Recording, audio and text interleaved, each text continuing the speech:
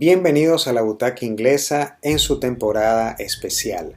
Temporada especial, temporada alternativa a partir del evento C. Hoy vamos a hablar un poco de una película clave para entender el movimiento político que se ha venido dando en los últimos meses. Vamos a hablar de Joker, de Todd Phillips, del año 2019.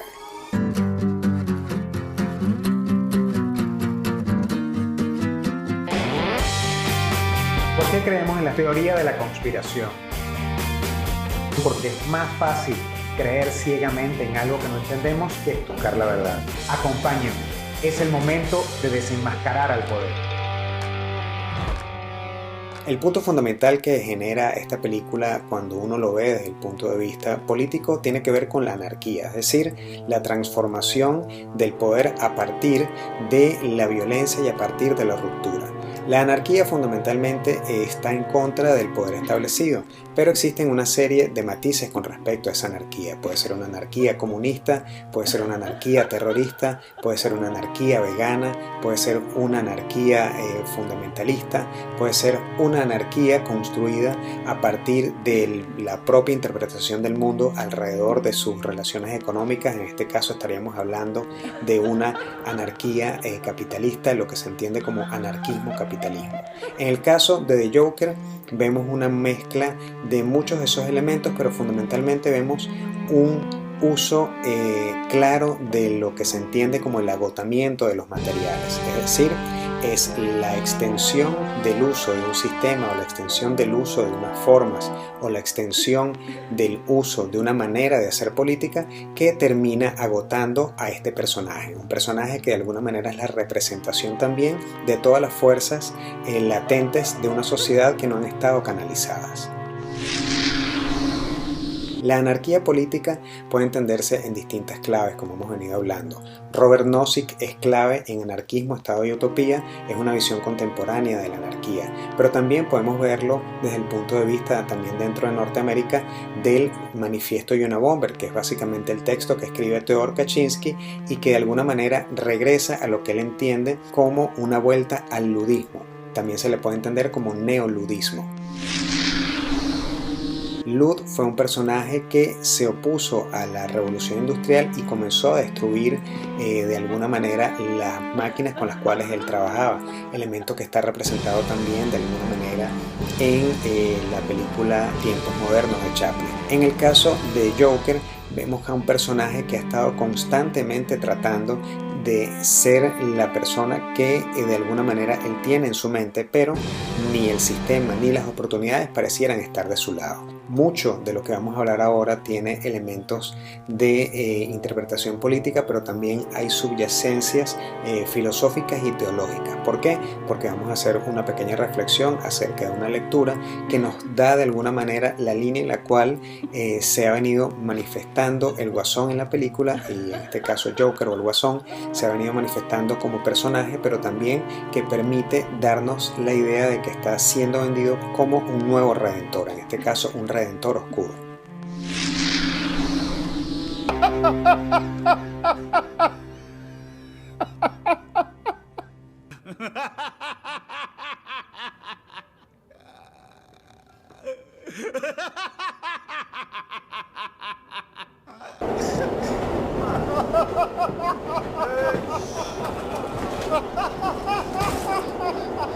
Yendo al tema de la risa.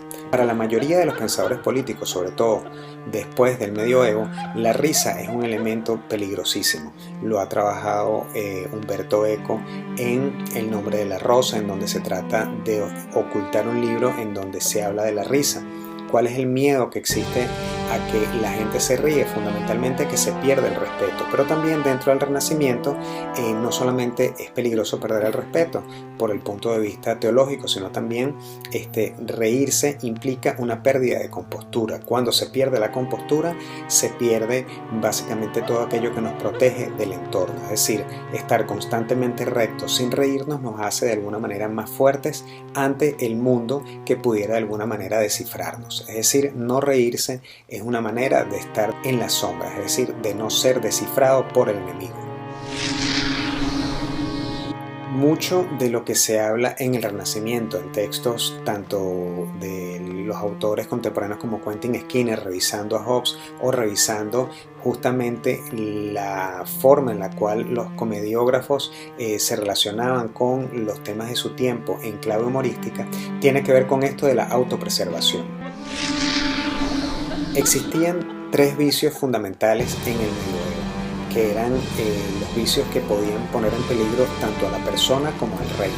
Y también se puede utilizar la metáfora: una vez que se pierde el reino de la propia contención, se puede perder entonces el reino conquistado frente a los bárbaros o frente a los enemigos medievales.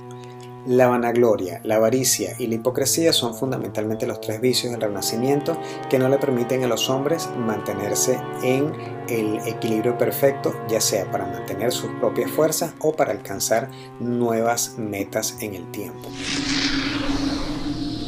Si revisamos la película de Joker del año 2019, uno de estos elementos clave está vinculado con su enemigo fundamental, ¿quién es? Thomas Wayne, que dentro de la mente y de la locura de su madre y de su propia locura heredada o aprendida, cree que su padre de alguna manera está conectado con una suerte de vanagloria, con una suerte de avaricia. Digamos que no es hipócrita, pero que ya tiene de alguna manera dos de esos tres elementos de los vicios del Renacimiento.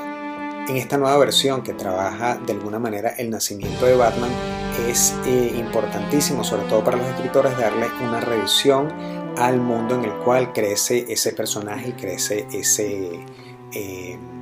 ese superhéroe. Es por eso que se construye a Thomas Wayne como una suma de todos los males que se han entendido, la suma de todos los excesos de cierto capitalismo industrial, es decir, una suerte de capital al cual no le ha importado lo que ha roto en el camino para construir cosas nuevas. La locura es clave en este punto. ¿Por qué es clave? Porque de alguna manera aquellas cosas que le han venido recetando a el personaje de Joker para mantenerse medianamente equilibrado están vinculados, entre otras cosas, con un apaciguamiento de esas voces internas. Es decir, no deja que mucho de lo que siente y que tiene de alguna manera enterrado salga a la luz. Es decir, son pastillas, son drogas que no le permiten integrar en clave junguiana esa sombra que tiene dentro de sí. No la deja salir a flote y por lo tanto no puede enfrentarla y no podrá superarla. Por eso la importancia de pensadores como Thomas Szasz a partir de la antipsiquiatría, es decir, la importancia de que los lugares en donde se recluyen a las personas con trastornos mentales sean abiertos y estén integrados a la comunidad, y por otro lado la importancia de que sea negociada esa construcción no solamente del análisis y del diagnóstico, sino también del tratamiento. La antipsiquiatría también es un tema que debería discutirse a partir de esta visualización de la película Joker de Todd Phillips del año 2019. De alguna manera, lo que se presenta en esta historia es que hay una suerte de democratización de la locura, es decir, hay una aceptación de la enfermedad y de alguna manera el estado de bienestar, el welfare state, le comienza a dar a estas personas las medicinas que les hacen falta para manejarse de alguna manera bajo sus esquemas de entrada y salida de estos centros de atención de la salud mental. Llama la atención inclusive que hay otras películas que también están vinculadas con este tema y que también las llevó adelante Joaquin Phoenix. Recordemos no solamente su propia autobiografía, es decir, su propia vida en la cual él fue miembro de una secta y luego se cambia el nombre él y su familia porque estuvieron dentro de una secta cuasi destructiva o destructiva, dependiendo del punto de vista, pero efectivamente los niños de Dios tenían unos usos bastante poco ortodoxos de el apoyo entre familiares y sobre todo de las relaciones interpersonales que mantenían allí padres e hijos e incluso niños con el líder sectario. Y por otro lado está la historia de Nunca estuviste aquí, una suerte de film negro o thriller en el cual Joaquin Phoenix es un asesino a sueldo que tiene también una madre muy parecida a la que tiene Arthur en el Joker del año 2019. Me permito leer un texto de Isaías 53:3 que de alguna manera está conectado con lo que entiendo o lo que pudiera entenderse como el grueso de la filosofía anticristiana y anticrística que tiene justamente de Joker. Y dice así: despreciado y rechazado por los hombres, varón de dolores, hecho para el sufrimiento. Todos evitaban mirarlo, fue despreciado y no lo estimamos. Mucho de lo que dice este versículo de la Biblia pudiese entenderse como el cuerpo narratológico anticrístico de la película de Joker. ¿Por qué? Porque Joker es un Mesías más una promesa crística invertida. Todo lo que hemos visto en la carrera de Joker es una sucesión de pruebas que no le permiten cumplir con su sueño y que él no las transforma en algo superior, sino que las transforma en algo inferior desde el punto de vista de la construcción de la relación con el resto de la sociedad, pero sí superior dentro del marco de las fuerzas del mal, es decir, gana músculo hacia el mal. Cuando vemos entonces la interpretación que se le puede dar a partir de esta lectura en clave teológico-política en un formato cinematográfico, vemos entonces que se conecta directamente con lo que ha venido trabajando cierto lobby de las iglesias satánicas norteamericanas, que de alguna manera responden a la necesidad de llenar los vacíos que ha dejado la ilustración. De muchas maneras, el satanismo norteamericano lo que hace es rescatar la idea del hombre como centro del universo y el uso de la razón y el uso de la libertad para construir una nueva tesis que no es más que las viejas tesis libertarias o las viejas tesis de la razón del siglo XVIII y del siglo XIX. ¿Qué ocurre con la película de la cual estamos hablando? ¿Qué ocurre con el personaje de Joker? Que de alguna manera se convierte para muchos en la figura del Rex Satana, el Rey Satán, pero que también de alguna manera necesitará su Rex Satana Regina, es decir, su otra mitad que sería la Reina Satana.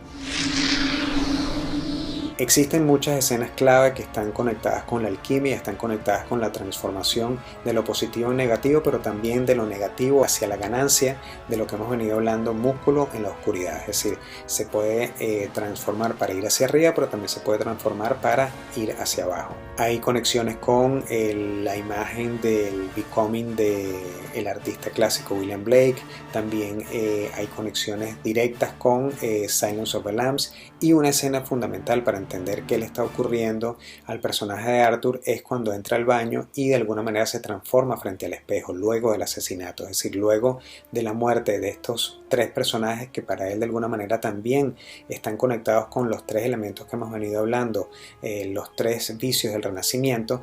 De alguna manera cuando él entra al baño ocurre la transformación completa. Esa transformación completa también ocurre en una de las escenas, puede verse claramente que está sobre un ajedrezado, es decir, está sobre el ajedrezado masónico que ciertamente le da esa capacidad de moverse entre el bien y el mal, y en última instancia muchos de los templos masónicos han sido siempre relacionados con máquinas de transformación, las máquinas de transformación en las cuales el mismo Salomón se comunicaba con todas y cada una de las deidades de arriba, de abajo, del medio y sobre todo de lo que pudiéramos entender hoy como universos o multiversos. De muchas maneras la máscara oculta el dolor, pero también oculta la personalidad. Mucho de lo que hemos venido conversando tiene que ver con esa idea de que hay que ocultarse del otro. Se oculta la gente en el Renacimiento con caras cerradas y rostros enjutos. Se ocultan con ropas grandes. Se oculta incluso en el mundo de Oriente los luchadores, las personas que hacen vida marcial, usan ropa ancha para que no se prevean de dónde van a venir los golpes y para que también se oculte si están respirando rápido o si están respirando lento. Es decir, la ropa también está construida para eso. Parafraseando a Wittgenstein, el lenguaje oculta el pensamiento así como la ropa oculta el cuerpo. Esta película y todos y cada uno de los significados tienen una relación importantísima con los tiempos que estamos viviendo.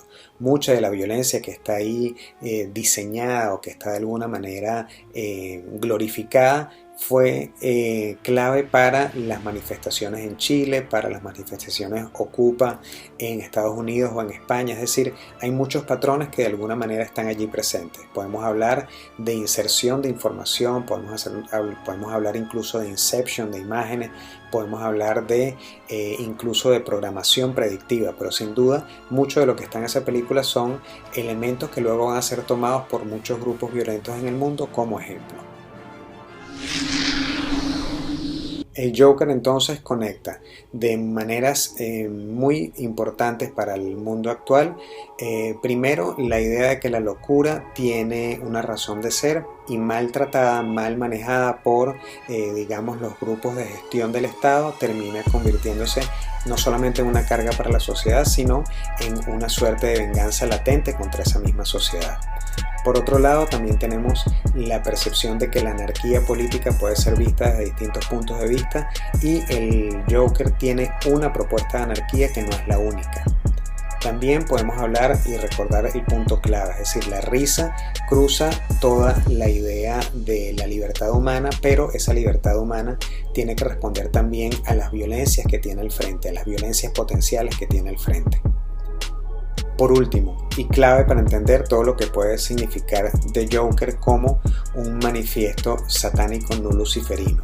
En la escena final en donde el Joker sale del automóvil luego de que este choca y se voltea, tenemos un elemento clave, es decir, es una suerte de resurrección de Jesucristo, es decir, Jesucristo sale de la piedra, lo levantan algunos de sus apóstoles y le sonríe el mundo para conectarse entonces con la buena nueva. Igualmente ocurre con The Joker, pero en este caso en clave satánica no luciferina. ¿Por qué satánica no luciferina?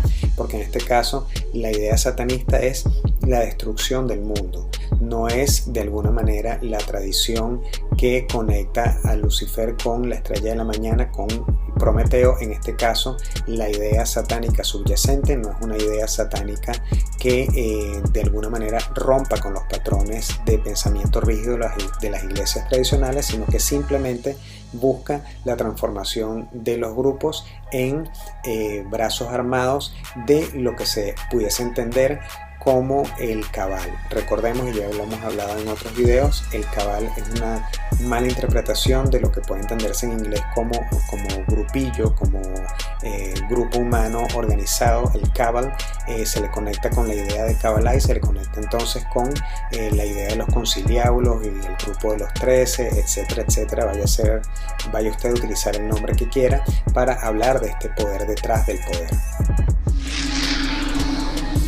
Lo más importante entonces, en el caso de Joker podemos verlo desde 4 puntos de vista: la política y la anarquía, la idea de la risa, la idea de la locura y en última instancia la idea teológica política que está vinculado con la construcción de un nuevo lobby. En este caso no nos extraña que veamos en próximas elecciones a un partido político satanista totalmente conectado con la violencia, es decir, no desde el punto de vista de la reinvención de la razón o la reinvención de una suerte de liberalismo estricto sensu económico y político, sino simplemente la construcción de una nueva hegemonía cultural que implique romper con todos los valores de salud, vida, amor como los tenemos entendidos. Síguenos, si te gustó dale like, están pasando cosas.